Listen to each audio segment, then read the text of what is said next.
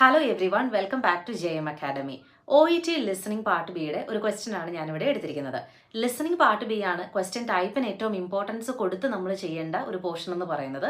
മറ്റെല്ലാ പാർട്ടിനെ അപേക്ഷിച്ച് നോക്കുകയാണെങ്കിൽ ലിസണിങ്ങിന്റെ പാർട്ട് ബിയിലാണ് ക്വസ്റ്റ്യൻ ടൈപ്പിനനുസരിച്ച് എക്സാക്ട്ലി ആൻസേഴ്സ് കൊടുക്കുന്ന ഒരു പോർഷൻ എന്ന് പറയുന്നത്.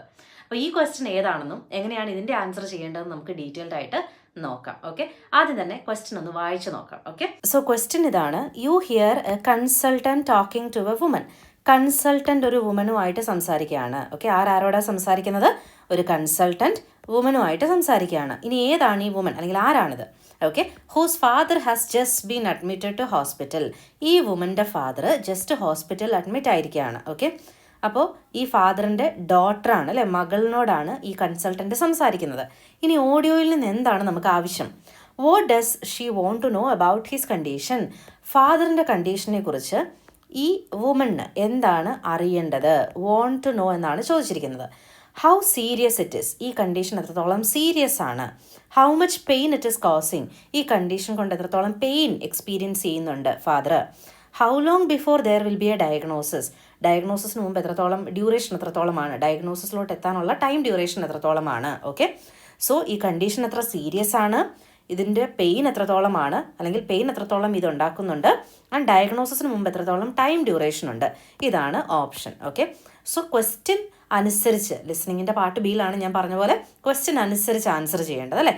സോ ഇവിടെ what does she want to know about his condition എന്നാണ്. അപ്പോൾ നമുക്കൊരു കാര്യം അറിയണം, അല്ലെങ്കിൽ നമ്മളൊരു ഡോക്ടറിൻ്റെ മുമ്പിൽ ഇരിക്കുകയാണ്, നമുക്കൊരു കാര്യം അറിയാനായിട്ടുണ്ട്. നമ്മൾ എന്ത് ചെയ്യും? നമ്മൾ ഡോക്ടറിനോട് ക്വസ്റ്റ്യൻസ് ചോദിക്കുക, അല്ലേ. എന്തെങ്കിലും അറിയണമെങ്കിൽ നമ്മൾ എന്താ ചെയ്യുന്നത്? ആദ്യം ക്വസ്റ്റ്യൻ ചോദിക്കുകയാണ് ചെയ്യുന്നത്. അപ്പം ഈ ഒരു ക്വസ്റ്റ്യൻ ടൈപ്പിൽ നിങ്ങൾ ശ്രദ്ധിക്കേണ്ടത് ഈ വുമൻ ഏത് കാര്യത്തിന് റിലേറ്റഡ് ആയിട്ടാണ് ക്വസ്റ്റ്യൻ ചോദിക്കുന്നതെന്നാണ്. സോ സെൻറ്റൻസ് സ്ട്രക്ചർ മനസ്സിലാക്കി കേട്ടാലേ ഈ ക്വസ്റ്റ്യൻ്റെ ആൻസർ കറക്റ്റായിട്ട് നമുക്ക് ചെയ്യാനായിട്ട് സാധിക്കും. അതായത് സെൻറ്റൻസ് സ്ട്രക്ചർ എന്ന് പറഞ്ഞു കഴിഞ്ഞാൽ ഒരു ക്വസ്റ്റ്യൻ ചോദിക്കുമ്പം ഇതൊരു ക്വസ്റ്റ്യൻ ആണ്, ക്വസ്റ്റ്യൻ ഫോർമാറ്റ് ആണ് അവിടെ പറഞ്ഞത് എന്നുള്ളത് മനസ്സിലാക്കിയെടുക്കാനുള്ള ഒരു സ്കില്ല് നമുക്കിവിടെ ആവശ്യമാണ്. ഇനി ഇതെങ്ങനെയാണ് ചെയ്യേണ്ടതെന്ന് നമുക്ക് നോക്കാം. ഈ ഓഡിയോയിൽ എന്താണ് പറഞ്ഞിരിക്കുന്നതെന്ന് നമുക്ക് ഈ ഓഡിയോ കേട്ടതിന് ശേഷം ഡീറ്റെയിൽഡ് ആയിട്ട് നോക്കി ആൻസർ ചെയ്യാം. ഓക്കെ, ആദ്യം നിങ്ങൾ ഈ ഓഡിയോ ഒന്ന് കേട്ട് നോക്കുക, എങ്ങനെയാണ് ഇതിൻ്റെ ആൻസർ കൊടുത്തിരിക്കുന്നതെന്നുള്ളത്. Okay, So we've talked about the various things that might have caused your father to collapse. A lot of times we investigate multiple symptoms so as to rule out any life-threatening conditions. So it could take some time to get to the bottom of the problem? Possibly.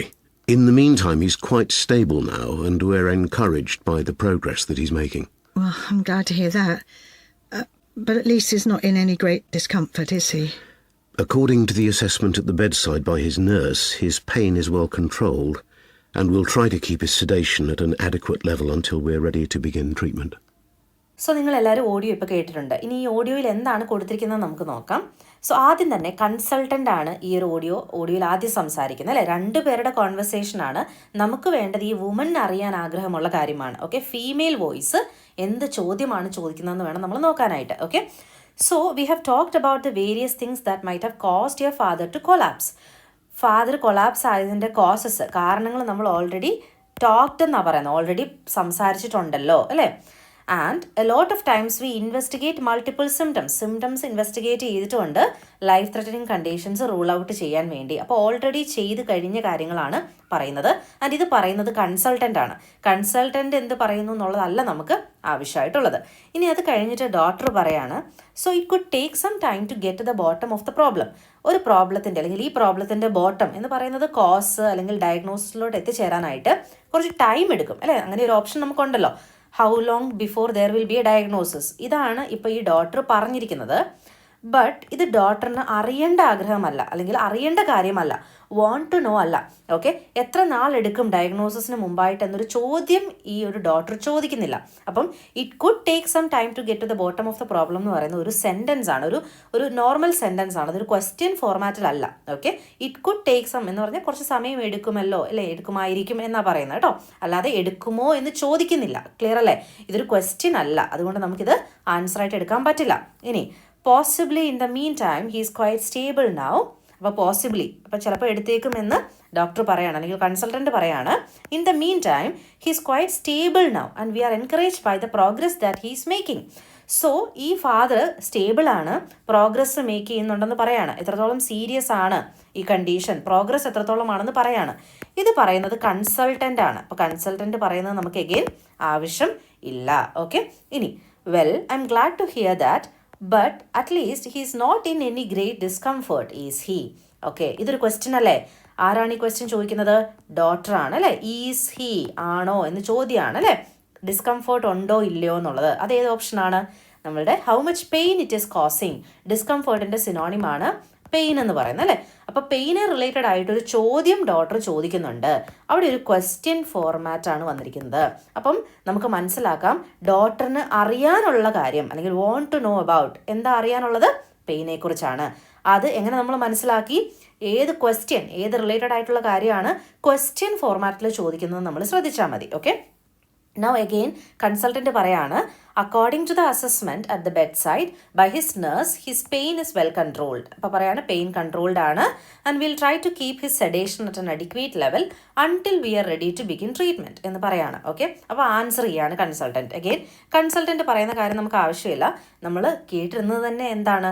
Question ഫോർമാറ്റിൽ ഈ woman ചോദിക്കുന്നത് എന്താണെന്നുള്ളതാണ്. അങ്ങനെ കേട്ടിരിക്കുകയാണെങ്കിൽ നമുക്ക് answer പെട്ടെന്ന് മനസ്സിലാക്കാനായിട്ട് പറ്റും.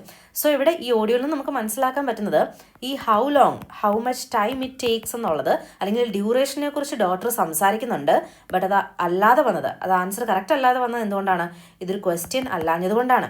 ഡിസ്കംഫേർട്ടിൻ്റെ കാര്യം വെച്ചിട്ട് ഈസ് ഹി എന്ന ക്വസ്റ്റ്യൻ ചോദിക്കുന്നത് കൊണ്ടാണ് ഇത് കറക്റ്റായിട്ട് വന്നത്. സോ വളരെ ഈസിയാണ്. നമ്മൾ ഈ ഒരു സ്ട്രാറ്റജി അറിഞ്ഞിരുന്നു കഴിഞ്ഞാൽ നമുക്ക് ഇതിൻ്റെ ആൻസർ പെട്ടെന്ന് ചെയ്യാനായിട്ട് പറ്റും. നമുക്ക് പലപ്പോഴും ലിസണിങ്ങിൻ്റെ പാർട്ട് ബിയിലും സിയിലും ഒക്കെ എല്ലാ ഓപ്ഷനും ഒക്കെ അവിടെ പറയുന്നത് പോലൊക്കെ തോന്നും അല്ലേ? ഇവിടെയും അതേപോലെ തന്നെയാണ്. ബിയും സിയും എയും അവിടെ പറയുന്നുണ്ട്. പക്ഷേ നമുക്ക് എന്താണ് ആ ഓഡിയോയിൽ നിന്ന് ആവശ്യമായിട്ടുള്ളത്, ആ ക്വസ്റ്റ്യൻ ടൈപ്പ് മനസ്സിലാക്കി കഴിഞ്ഞ് കഴിഞ്ഞാൽ നമുക്ക് എളുപ്പത്തിൽ ചെയ്യാൻ സാധിക്കുന്നതേ ഉള്ളൂ. സോ ഇനി എവിടെ നിങ്ങൾ ലിസണിങ് പാർട്ട് ബിയിലും എന്ത് ഒരു പേഷ്യൻറ്റിന് അറിയാൻ ആഗ്രഹമുണ്ട്, അല്ലെങ്കിൽ what the patient want to know about, അല്ലെങ്കിൽ ഒരു നേഴ്സിന് എന്തറിയണം, ഒരു ഡോക്ടറിന് എന്തറിയണം എന്ന് ചോദിക്കുന്ന ക്വസ്റ്റ്യൻസ് ഇങ്ങനെയൊന്ന് കേട്ട് നോക്കിക്കഴിഞ്ഞാൽ നിങ്ങൾക്ക് ആൻസർ വേഗത്തിൽ മനസ്സിലാക്കാനായിട്ട് സാധിക്കും. ഓക്കെ, സോ നമുക്കറിയാം ലിസണിങ് ആൻഡ് റീഡിംഗ് ആണ് എല്ലാവരും ഏറ്റവും കൂടുതൽ തവണ ഫെയിൽ ആകുന്ന മൊഡ്യൂളെന്ന് പറയുന്നത്. അപ്പോൾ അതിന് നന്നായിട്ട് കോൺസെൻട്രേറ്റ് ചെയ്ത് ഇനി പഠിച്ച് പ്രാക്ടീസ് ചെയ്താലാണ് നമുക്കിനി എന്ത് ചെയ്യാൻ പറ്റുക? എക്സാമിന് ഒരു ബി ഗ്രേഡിലോട്ട് നമുക്ക് റീഡിംഗ് ആൻഡ് ലിസണിങ്ങിൽ എത്താനായിട്ട് സാധിക്കുക. ഓക്കെ, സോ അപ്പോൾ ഇങ്ങനത്തെ നല്ല എഫക്റ്റീവ് ആയിട്ടുള്ള ടിപ്സ് ആൻഡ് സ്ട്രാറ്റജീസ് ഒക്കെ യൂസ് ചെയ്ത് ചെയ്യുകയാണെങ്കിൽ നിങ്ങൾക്ക് നല്ല രീതിയിൽ ആൻസേഴ്സ് കണ്ടുപിടിക്കാനായിട്ട് സാധിക്കുന്നതാണ്. ഓക്കെ, അപ്പോൾ ഈ ഒരു വീഡിയോ നിങ്ങൾക്ക് യൂസ്ഫുൾ ആയിട്ടുണ്ടെങ്കിൽ താഴെ കമൻറ്റ് ചെയ്യാൻ മറക്കരുത്. Thank you so much for watching this video.